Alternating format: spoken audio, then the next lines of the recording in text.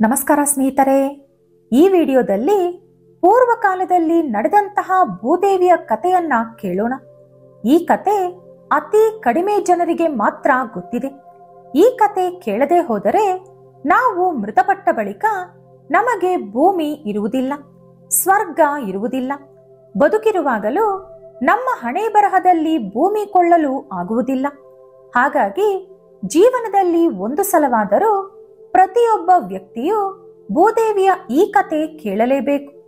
ಈ ಕಥೆಯನ್ನು ಶ್ರದ್ಧಾಭಕ್ತಿಯಿಂದ ಕೇಳಿದವರು ಭೂಮಿಯನ್ನು ಕೊಂಡುಕೊಳ್ಳುತ್ತಲೇ ಇರುತ್ತಾರೆ. ಈ ಕತೆ ನಮಗೆ ಶ್ರೀಮದ್ ಭಾಗವತ ಪುರಾಣ ಹಾಗೂ ವರಾಹ ಪುರಾಣದಲ್ಲಿ ಕಾಣಿಸುತ್ತದೆ. ಕೇವಲ ಅದೃಷ್ಟವಂತರು ಮಾತ್ರವೇ ಈ ಕತೆ ಕೇಳಲು ಸಾಧ್ಯ. ಆದರೆ ಕತೆ ಕೇಳುವುದಕ್ಕೂ ಮುಂಚೆ ನೀವಿನ್ನೂ ನಮ್ಮ ಚಾನೆಲ್ ಅನ್ನು ಸಬ್ಸ್ಕ್ರೈಬ್ ಮಾಡ್ಕೊಂಡಿಲ್ಲ ಅಂದ್ರೆ ಖಂಡಿತ ಈಗಲೇ ಸಬ್ಸ್ಕ್ರೈಬ್ ಮಾಡ್ಕೊಳ್ಳಿ. ಹಾಗೆ ಈ ವಿಡಿಯೋ ಇಷ್ಟ ಆದ್ರೆ ಮರೀದೆ ಒಂದು ಲೈಕ್ ಕೊಡಿ. ಸ್ನೇಹಿತರೆ, ಪೂರ್ವದಲ್ಲಿ ವೇಣು ಎಂಬ ಒಬ್ಬ ಭಯಾನಕ ರಾಜನಿದ್ದ. ಅವನ ನಡವಳಿಕೆ ತುಂಬಾನೇ ಕ್ರೂರವಾಗಿತ್ತು. ಅಹಂಕಾರ, ಅದರ ಜೊತೆ ಲೆಕ್ಕವಿಲ್ಲದಷ್ಟು ಐಶ್ವರ್ಯ, ಇದೆರಡು ಜೊತೆಗೂಡಿದ ಅವನು ಚಿಕ್ಕವರು ದೊಡ್ಡವರು ಯಾರಿಗೂ ಮರ್ಯಾದೆ ಕೊಡದೆ ಇಷ್ಟ ಬಂದಂತೆ ಎಲ್ಲರಿಗೂ ನೋವು ಕೊಡುತ್ತಾ ರಾಜ್ಯಭಾರ ಮಾಡುತ್ತಿದ್ದ. ಅವನ ಕಾಟ ಸಹಿಸಲಾರದೆ ಆ ರಾಜ್ಯದ ಮಂತ್ರಿಗಳು ಋಷಿಗಳ ಸಹಾಯ ಬೇಡಿದರು. ಆಗ ಅವರಿಗೆ ಸಹಾಯ ಮಾಡಲು ಒಪ್ಪಿಕೊಂಡ ಋಷಿಗಳು ವೇಣು ಹತ್ತಿರ ಹೋಗಿ, ಮಹಾರಾಜ, ನಿಮ್ಮ ಹೆಸರು, ಅಧಿಕಾರ, ಸಂಪತ್ತು ಎಲ್ಲವೂ ಅಪಾಯದಲ್ಲಿ ಸಿಲುಕಿಕೊಂಡಿದೆ. ಧರ್ಮಬದ್ಧವಾಗಿ ರಾಜ್ಯಪಾಲನೆ ಮಾಡಿ. ದೇವರಿಗೆ ಬೆಲೆ ಕೊಡದ ವ್ಯಕ್ತಿ ನರಕಕ್ಕೆ ಹೋಗುತ್ತಾನೆ. ಯಜ್ಞಗಳು ಹೋಮಗಳು ಮಾಡಿ ದೇವರನ್ನು ತೃಪ್ತಿಪಡಿಸಬೇಕು. ನೀವು ಅದ್ಯಾವುದೂ ಮಾಡದೆ ಮಾಡುವವರನ್ನು ಕೂಡ ತಡೆಯುತ್ತಿದ್ದೀರಿ ಎಂದು ಅವನಿಗೆ ಬುದ್ಧಿ ಹೇಳಿದರು. ಅದಕ್ಕೆ ವೇಣು, ನಾನಲ್ಲ, ನೀವು ಅಧರ್ಮ ಮಾರ್ಗದಲ್ಲಿ ನಡೆಯುತ್ತಿದ್ದೀರಿ. ನಿಮ್ಮನ್ನು ಕಾಪಾಡುತ್ತಿರುವ ನನ್ನನ್ನು ಬಿಟ್ಟು ಕಣ್ಣಿಗೆ ಕಾಣಿಸದ ಯಾರೋ ಒಬ್ಬರಿಗೆ ದೇವರು ಎಂಬ ಪಟ್ಟ ಕೊಟ್ಟು ನೀವು ಪೂಜಿಸುತ್ತಿದ್ದೀರಿ. ನೀವೆಲ್ಲರೂ ನಿಜಕ್ಕೆ ನನ್ನನ್ನೇ ದೇವರು ಎಂದು ಭಾವಿಸಿ ಪೂಜಿಸಬೇಕು. ಈ ಸತ್ಯ ತಿಳಿದುಕೊಳ್ಳದೆ ಹೋದರೆ ನೀವು ಸತ್ತ ಮೇಲೆ ನರಕಕ್ಕೆ ಹೋಗುತ್ತೀರಿ. ಹಾಗಾಗಿ ಈಗಲೇ ಬುದ್ಧಿ ಕಲಿತುಕೊಂಡು ನನಗೋಸ್ಕರ ಹೋಮಗಳು ಪೂಜೆಗಳು ಮಾಡಿ ಪ್ರತಿದಿನ ನನ್ನನ್ನು ಪೂಜಿಸಿ. ನನ್ನನ್ನು ಹೊರತುಪಡಿಸಿ ಬೇರೆ ಯಾವ ದೇವರನ್ನು ಕೂಡ ನೀವು ಪೂಜಿಸಬಾರದು. ನೀವು ಮಾಡುತ್ತಿರುವುದು ರಾಜದ್ರೋಹ ಅಂದ ವೇಣು. ಅವನ ಮಾತುಗಳನ್ನು ಕೇಳಿದ ಋಷಿ ಮುನಿಗಳಿಗೂ ಆಶ್ಚರ್ಯವಾಯಿತು. ಅವರು ತಮ್ಮ ಮನಸ್ಸಿನಲ್ಲಿ ಈ ರಾಕ್ಷಸ ಬದುಕಿರುವವರೆಗೂ ದೇಶದ ಭವಿಷ್ಯ ನಾಶವಾಗುತ್ತದೆ ಅಂದುಕೊಂಡು ಅಲ್ಲಿಂದ ಹಿಂದಿರುಗಿ ಬಂದು ಬಿಟ್ಟರು. ಬಳಿಕ ಅವರೆಲ್ಲರೂ ಕುಳಿತು ಈ ರೀತಿ ಚರ್ಚೆ ಮಾಡಿದರು. ಈ ದ್ರೋಹಿ ಬದುಕಿರುವುದಕ್ಕೆ ಯೋಗ್ಯನಲ್ಲ. ಅವನು ಯಜ್ಞೇಶ್ವರನಾದ ನಾರಾಯಣನಿಗೆ ಸಮಾನ ಎಂದು ಅವನನ್ನವನು ಭಾವಿಸುತ್ತಿದ್ದಾನೆ. ಇದು ದೊಡ್ಡ ಪಾಪವಾದ ಕಾರಣ ಅವನ ಹಳ್ಳವನ್ನು ಅವನೇ ತೋಡಿಕೊಂಡಿದ್ದಾನೆ ಎಂದು ಮಾತನಾಡಿಕೊಂಡು ಎಲ್ಲರೂ ಕೂಡ ಮೃತ್ಯು ದೇವತೆಯನ್ನು ಪ್ರಾರ್ಥಿಸಿದರು. ಆಗ ಮೃತ್ಯು ದೇವತೆ ಬಂದು ವೇಣು ಪ್ರಾಣವನ್ನು ತೆಗೆದುಕೊಂಡು ಹೋದಳು. ಕೆಲ ದಿನಗಳು ಕಳೆಯಿತು. ಇನ್ನು ರಾಜ್ಯವನ್ನು ಕಾಪಾಡುವ ರಾಜ ಇಲ್ಲದ ಕಾರಣ ಆ ರಾಜ್ಯದ ಪ್ರಜೆಗಳ ಹಣವನ್ನು ದೋಚಿಕೊಳ್ಳಲು ಕಾಡುಗಳ್ಳರು ಎಷ್ಟೋ ಜನ ರಾಜ್ಯಕ್ಕೆ ನುಗ್ಗಲು ಶುರು ಮಾಡಿದರು. ಒಂದು ದಿನ ಸರಸ್ವತಿ ನದಿ ತೀರದಲ್ಲಿ ಋಷಿಗಳು ತಪಸ್ಸು ಮಾಡುತ್ತಿರುವಾಗ ದೂರದಲ್ಲಿ ಪ್ರಜೆಗಳನ್ನು ದೋಚಿಕೊಂಡು ಹಿಂದಿರುಗಿ ಹೋಗುತ್ತಿರುವ ಕಾಡುಗಳ್ಳರು ಕಾಣಿಸಿದರು. ರಾಜ್ಯದಲ್ಲಿ ರಾಜ ಇಲ್ಲದಿದ್ದರೆ ಪ್ರಜೆಗಳಿಗೆ ಹಾಗೂ ರಾಜ್ಯಕ್ಕೆ ಎಷ್ಟೊಂದು ಕಷ್ಟ ನಷ್ಟ ಸಂಭವಿಸುತ್ತದೆ ಎಂದು ಆಗ ಅವರಿಗೆ ಅರ್ಥವಾಯಿತು. ಈ ಪರಿಸ್ಥಿತಿಗೆ ನಾವು ಕೂಡ ಕಾರಣ. ಹಾಗಾಗಿ ನಾವೇ ಈ ರಾಜ್ಯವನ್ನು ಹಾಗೂ ಪ್ರಜೆಗಳನ್ನು ಕಾಪಾಡಬೇಕು ಎಂದು ತೀರ್ಮಾನಿಸಿಕೊಂಡರು. ಪಾಪ ಆ ರಾಜ್ಯದ ಪ್ರಜೆಗಳು ರಾಜ ಬದುಕಿರುವಾಗ ಅವನಿಂದ ಸಮಸ್ಯೆ, ಈಗ ಅವನು ಸತ್ತ ಮೇಲೆ ಕಳ್ಳರಿಂದ ಸಮಸ್ಯೆ ಅನುಭವಿಸುತ್ತಾ ತುಂಬಾನೇ ನೋವು ತಿನ್ನುತ್ತಿದ್ದರು. ವೇಣು ತಾಯಿಯಾದ ಸುನೀತಾಳಿಗೆ ಮಗನೆಂದರೆ ತುಂಬಾ ಪ್ರೀತಿ. ಅದರ ಜೊತೆ ಆಕೆಗೆ ಕೆಲವು ಮಾಂತ್ರಿಕ ಶಕ್ತಿಗಳು ಕೂಡ ಇತ್ತು. ಆಕೆ ಅವಳ ಮಾಂತ್ರಿಕ ಶಕ್ತಿ ಹಾಗೂ ಕೆಲವು ಮೂಲಿಕೆಗಳ ಮೂಲಕ ಮಗನ ಮೃತದೇಹವನ್ನು ದಹನ ಮಾಡದೆ ಅದು ಕೆಡದೆ ಹಾಗೆ ಉಳಿಸಿಕೊಂಡಿದ್ದಳು. ಆ ವಿಷಯ ತಿಳಿದುಕೊಂಡ ಋಷಿಗಳು ಆಕೆಯ ಹತ್ತಿರ ಹೋಗಿ, ನಿಮ್ಮ ಮಗನ ಮೃತದೇಹ ನಮಗೆ ಕೊಡಿ ಎಂದು ಕೇಳಿದರು. ಆಕೆ ಅದೇ ರೀತಿ ಅವನ ದೇಹವನ್ನು ಋಷಿಗಳಿಗೆ ಒಪ್ಪಿಸಿದಳು. ಋಷಿಗಳು ವೇಣು ದೇಹದ ಮುಂದೆ ಕುಳಿತುಕೊಂಡು ಕೆಲವು ಮಂತ್ರಗಳನ್ನು ಓದಿ ಅವನ ತೊಡೆಯನ್ನು ಸೀಳಿದಾಗ ಅದರ ಒಳಗಡೆಯಿಂದ ಕಪ್ಪಗೆ, ವಿಕಾರವಾಗಿ, ನೋಡುಗರಿಗೆ ಭಯ ಹಾಗೂ ಹೆದರಿಕೆ ಹುಟ್ಟಿಸುವಂತಹ ಒಬ್ಬ ಪುರುಷ ಹೊರಬಂದ. ಆ ಪುರುಷ ವೇಣು ಒಳಗಿರುವಂತ ದುಷ್ಟತನ ಹಾಗೂ ಅಹಂಕಾರ ಒಟ್ಟುಗೂಡಿ ತಯಾರಾಗಿದ್ದ. ಹಾಗಾಗಿ ಋಷಿಗಳು ಅವನಿಗೆ ನಿಷಾದ ಎಂದು ಹೆಸರಿಟ್ಟರು. ಅವನ ವಂಶದವರೆಲ್ಲರೂ ನಿಷಾದರು ಎಂದು ಕರೆಯಲ್ಪಡುತ್ತಾರೆ. ಅದರ ನಂತರ ಮತ್ತೆ ಋಷಿಗಳು ಕೆಲವು ಶಕ್ತಿಯುತವಾದ ಮಂತ್ರಗಳನ್ನು ಓದಿ ಮೊದಲು ವೇಣುವಿನ ಬಲಭುಜ, ಅದರ ನಂತರ ಎಡಭುಜವನ್ನು ಸೀಳಿದರು.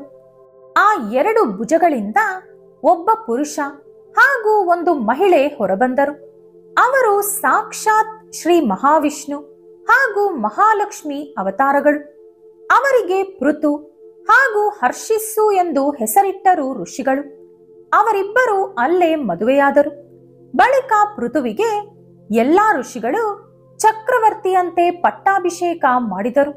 ಆ ಸಂತೋಷವನ್ನು ಹಂಚಿಕೊಳ್ಳಲು ಸಾಕ್ಷಾತ್ ಬ್ರಹ್ಮಾದಿ ದೇವತೆಗಳು ಧರೆಗಿಳಿದು ಬಂದರು. ಆ ರಾಜ್ಯವೆಲ್ಲ ಬರಡು ಆವರಿಸಿತ್ತು. ಪ್ರಜೆಗಳು ಅನ್ನ ನೀರು ಇಲ್ಲದೆ ಬಡಕಲಾಗಿದ್ದರು. ಒಂದು ದಿನ ಪ್ರಜೆಗಳು ಪೃಥು ಚಕ್ರವರ್ತಿ ಹತ್ತಿರ ಬಂದು, ಮಹಾಪ್ರಭು, ನಮಗೆ ತಿನ್ನಲು ಆಹಾರ ಕೊಡಿ, ಕುಡಿಯಲು ನೀರು ಕೊಡಿ. ನಾವು ಸರಿಯಾಗಿ ಊಟ ಮಾಡಿ ಎಷ್ಟು ದಿನಗಳಾಯಿತು ಎಂದು ಲೆಕ್ಕ ಕೂಡ ಗೊತ್ತಿಲ್ಲ. ದಯವಿಟ್ಟು ನೀವೇ ನಮ್ಮನ್ನು ಕಾಪಾಡಬೇಕು ಎಂದು ಕೇಳಿಕೊಂಡರು. ಪೃಥು ಚಕ್ರವರ್ತಿ ಒಂದು ಕ್ಷಣ ಯೋಚನೆ ಮಾಡಿದ. ಪ್ರಜೆಗಳ ಈ ಕಷ್ಟಕ್ಕೆ ಕಾರಣ ಭೂದೇವಿ ಎಂದು ತಿಳಿದುಕೊಂಡ. ಕೂಡಲೇ ಭೂದೇವಿಗೆ ಬುದ್ಧಿ ಕಲಿಸಬೇಕು ಎಂದು ತೀರ್ಮಾನಿಸಿಕೊಂಡು ಒಂದು ಬಾಣವನ್ನು ಭೂಮಿಯ ಮೇಲೆ ಪ್ರಯೋಗಿಸಿದ.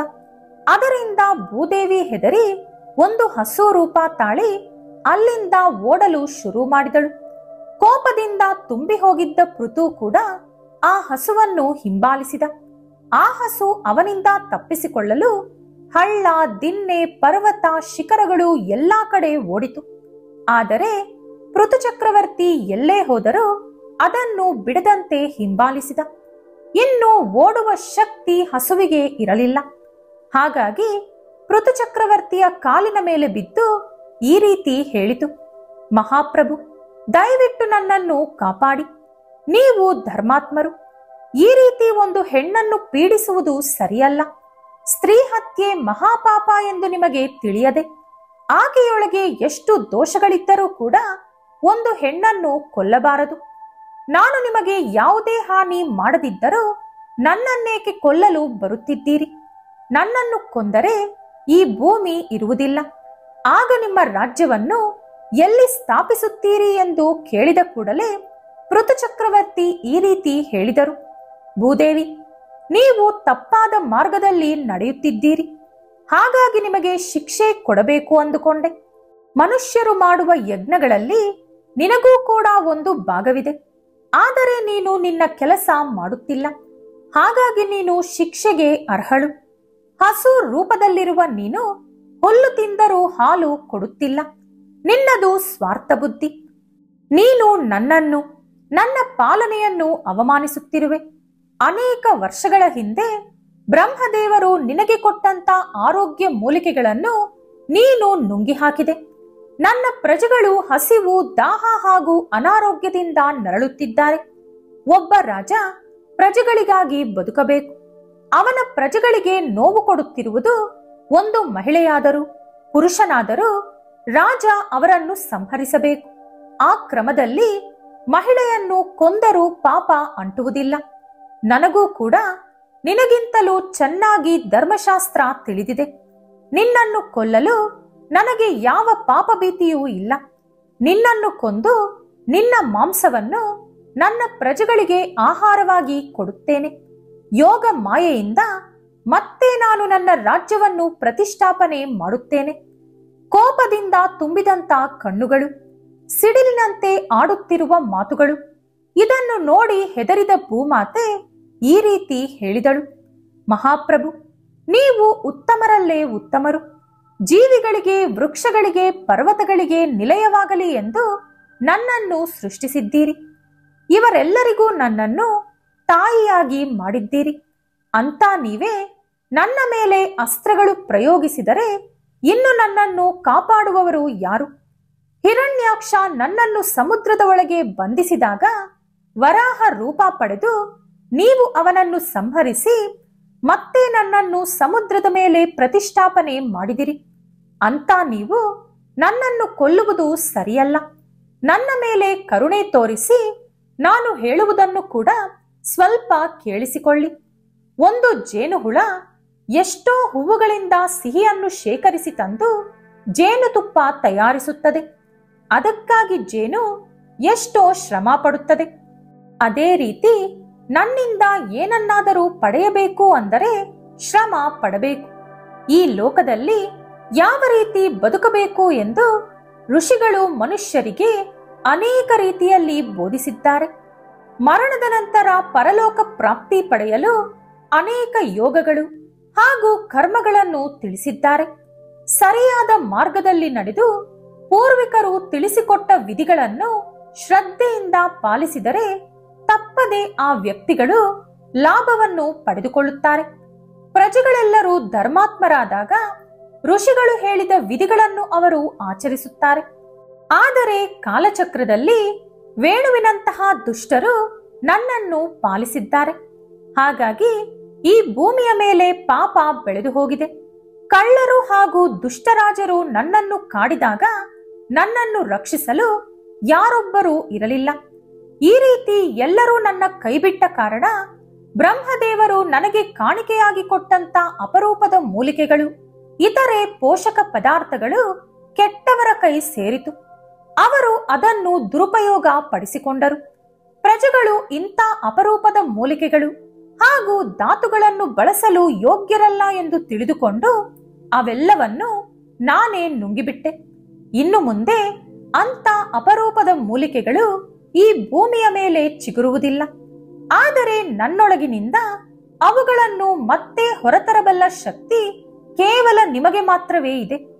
ನೀವು ಸರಿಯಾದ ಕ್ರಮದಲ್ಲಿ ನಡೆದುಕೊಂಡು ಅವುಗಳನ್ನು ನನ್ನಿಂದ ಹೊರತರಬಹುದು. ನಾನು ಹಾಲು ಕೊಡುವುದಕ್ಕೆ ನನಗೊಂದು ಕರು ಬೇಕು.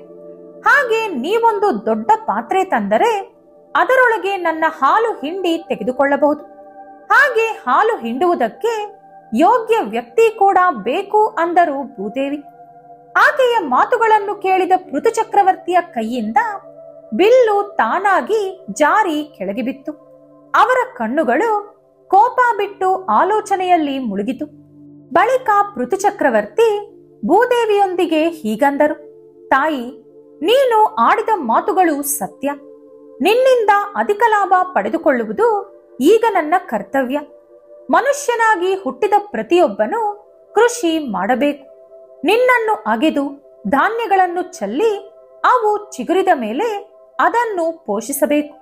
ಸ್ವರ್ಗವಾಸಿಗಳು ಸರಿಯಾದ ಸಮಯದಲ್ಲಿ ಮಳೆ, ಬಿಸಿಲು, ಗಾಳಿ, ಹಿಮ ಎಲ್ಲವೂ ಸುರಿಸಿದಾಗ ಮನುಷ್ಯರು ಮಾಡಿದ ಕೃಷಿಗೆ ನೀನು ತಕ್ಕ ಫಲ ಕೊಡುತ್ತೀಯ. ನಿನ್ನ ಬೆಲೆಯನ್ನು ಮನುಷ್ಯರು ಮರೆತು ಹೋದರು. ಭೂದೇವಿಗೆ ತಾಳ್ಮೆ ಜಾಸ್ತಿ ಎಂಬ ಮಾತು ಗಾದೆಯಂತೆ ಪೂರ್ವಕಾಲದಿಂದಲೂ ಉಳಿದು ಹೋಗಿದೆ. ಅಂತ ನಿನಗೆ ತಾಳ್ಮೆ ನಶಿಸಿದೆ ಅಂದ ಮೇಲೆ ಈ ಲೋಕದಲ್ಲಿ ಎಷ್ಟೊಂದು ಪಾಪ ಬೆಳೆದು ಹೋಗಿದೆ ಎಂದು ನನಗೆ ಅರ್ಥವಾಗುತ್ತಿದೆ. ನೀನು ಚಿಂತಿಸಬೇಡ, ನಾನು ಎಲ್ಲವನ್ನೂ ಸರಿ ಮಾಡುತ್ತೀನಿ ಎಂದು ಹೇಳಿ ಸ್ವಲ್ಪ ಹೊತ್ತು ಯೋಚಿಸಿ ಮನುವನ್ನು ಕರುವಂತೆ ಭೂದೇವಿಯ ಹತ್ತಿರ ಕಳಿಸಿ ಆಕೆಯ ಹಾಲನ್ನು ಹಿಂಡಲು ಸ್ವತಃ ಪೃಥು ಚಕ್ರವರ್ತಿ ಬಂದರು. ಭೂಮಿಯ ಒಳಗಡೆ ಅಡಗಿರುವಂತ ಧಾತುಗಳು ಹಾಗೂ ಅಪರೂಪದ ಮೂಲಿಕೆಗಳನ್ನು ಹಾಲಿನ ರೂಪದಲ್ಲಿ ಅವರ ಪ್ರಜೆಗಳಿಗಾಗಿ ಹಿಂಡಿದರು ಪೃಥು ಚಕ್ರವರ್ತಿ. ಜ್ಞಾನಿಗಳು ಆಕೆಯಿಂದ ಜ್ಞಾನವನ್ನು ಹಾಲಿನ ರೂಪದಲ್ಲಿ ಪಡೆದುಕೊಂಡರು. ಬೃಹಸ್ಪತಿಯನ್ನು ಕರುವಾಗಿ ಕಳಿಸಿ ಋಷಿಗಳು ವೇದಗಳನ್ನು ಹಾಲಿನ ರೂಪದಲ್ಲಿ ಪಡೆದುಕೊಂಡರು. ಈ ಹಾಲನ್ನು ಹಿಂಡಲು ಮನಸ್ಸು, ವಾಕ್ ಹಾಗೂ ಶ್ರವಣ ಎಂಬ ಪಾತ್ರೆಯನ್ನು ಉಪಯೋಗಿಸಿದರು.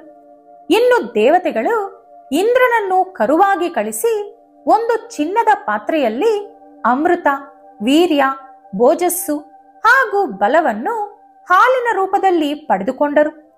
ದೈತ್ಯರು ಹಾಗೂ ದಾನವರು ಪ್ರಹ್ಲಾದನನ್ನು ಕರುವಾಗಿ ಕಳಿಸಿ ಒಂದು ಕಬ್ಬಿಣದ ಪಾತ್ರೆಯಲ್ಲಿ ಸುರಪಾನವನ್ನು ಹಾಲಿನ ರೂಪದಲ್ಲಿ ಪಡೆದುಕೊಂಡರು.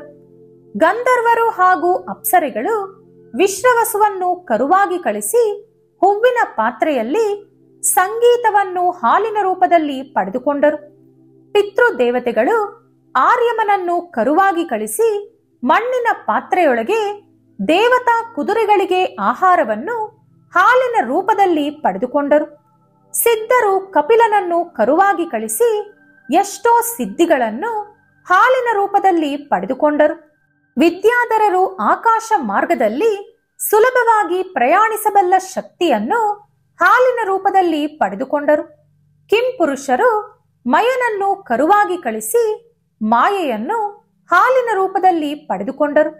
ಯಕ್ಷ, ರಾಕ್ಷಸ, ಭೂತ ಹಾಗೂ ಪಿಶಾಚಿಗಳು ರುದ್ರನನ್ನು ಕರುವಾಗಿ ಕಳಿಸಿ ಬುರುಡೆಯನ್ನು ಪಾತ್ರೆಯಾಗಿ ಬಳಸಿ ಸುರಪಾನ ಹಾಗೂ ರಕ್ತವನ್ನು ಹಾಲಿನ ರೂಪದಲ್ಲಿ ಪಡೆದುಕೊಂಡರು. ನಾಗರು ತಕ್ಷಕನನ್ನು ಕರುವಾಗಿ ಕಳಿಸಿ ಹುತ್ತವನ್ನು ಪಾತ್ರೆಯನ್ನಾಗಿ ಮಾಡಿಕೊಂಡು ವಿಷವನ್ನು ಹಾಲಿನ ರೂಪದಲ್ಲಿ ಪಡೆದುಕೊಂಡರು. ಹಸುಗಳು ಎತ್ತನ್ನು ಕರುವಾಗಿ ಕಳಿಸಿ ಬೇಕಾದಷ್ಟು ಹಸಿ ಹುಲ್ಲನ್ನು ಹಾಲಿನ ರೂಪದಲ್ಲಿ ಪಡೆದುಕೊಂಡವು. ವೃಕ್ಷಗಳು ಅರಳಿ ಮರವನ್ನು ಕರುವಾಗಿ ಕಳಿಸಿ ಪ್ರಾಣದಾಯಕವಾದ ರಸವನ್ನು ಹಾಲಿನ ರೂಪದಲ್ಲಿ ಪಡೆದುಕೊಂಡವು. ಪರ್ವತಗಳು ಹಿಮವಂತನನ್ನು ಕರುವಾಗಿ ಕಳಿಸಿ ಶಂಕು ಹಾಗೂ ಇನ್ನಿತರೆ ಬೆಲೆ ಬಾಳುವ ವಸ್ತುಗಳನ್ನು ಹಾಲಿನ ರೂಪದಲ್ಲಿ ಪಡೆದುಕೊಂಡವು. ಈ ರೀತಿ ಭೂದೇವಿಯ ಒಳಗಿನಿಂದ ಎಲ್ಲರೂ ಅವರಿಗೆ ಬೇಕಾದಂತ ಪದಾರ್ಥಗಳನ್ನು ಹಾಲಿನ ರೂಪದಲ್ಲಿ ಪಡೆದುಕೊಂಡರು. ಭೂದೇವಿಯ ಈ ತ್ಯಾಗಕ್ಕೆ ಮೆಚ್ಚಿದಂತ ಪೃಥುಚಕ್ರವರ್ತಿ ಆಕೆಯನ್ನು ಮಗಳಾಗಿ ಸ್ವೀಕರಿಸಿದರು. ಅಂದಿನಿಂದ ಭೂದೇವಿಗೆ ಪೃಥ್ವಿ ಎಂಬ ಹೆಸರು ಬಂತು. ಇದೇ ಪುರಾಣಗಳಲ್ಲಿ ತಿಳಿಸಿರುವಂತ ಭೂದೇವಿಯ ಕತೆ. ಈ ಕಥೆಯನ್ನು ಯಾರೇ ಕೇಳಿದರೂ ಜೀವನದಲ್ಲಿ ಭೂಮಿಯನ್ನು ಕೊಂಡುಕೊಳ್ಳುತ್ತಲೇ ಇರುತ್ತೀರಿ. ಈ ವಿಡಿಯೋ ನಿಮಗೆ ಇಷ್ಟ ಆದ್ರೆ ಲೈಕ್ ಮಾಡಿ, ಶೇರ್ ಮಾಡಿ. ಇಂಥ ಹೆಚ್ಚಿನ ಉತ್ತಮ ಕಥೆಗಳಿಗಾಗಿ ತಪ್ಪದೇ ನಮ್ಮ ಚಾನೆಲ್ ಅನ್ನು ಸಬ್ಸ್ಕ್ರೈಬ್ ಮಾಡ್ಕೊಳ್ಳಿ. ನಾಳೆ ಮತ್ತೊಂದು ವಿಡಿಯೋದೊಂದಿಗೆ ಪುನಃ ಭೇಟಿಯಾಗೋಣ. ಧನ್ಯವಾದಗಳು.